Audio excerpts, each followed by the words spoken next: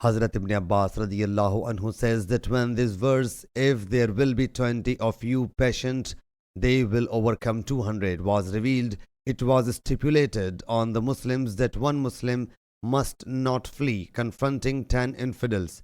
Sufyan bin Uyayna many a time said, 20 Muslims must not take to flight confronting 200 infidels. Thereafter, this verse was revealed. Now Allah has lightened your burden. So it was enjoined that 100 Muslims must not escape facing 200 infidels. Once Sufyan also added that this verse was revealed. Urge the Muslims to wage holy war. If there will be 20 of you patient, Sufyan says that Ibn Shibruma says, I think the same proposition or ruling goes with the matter of bidding good and forbidding evil. Sahih Bukhari, Hadith number 4652.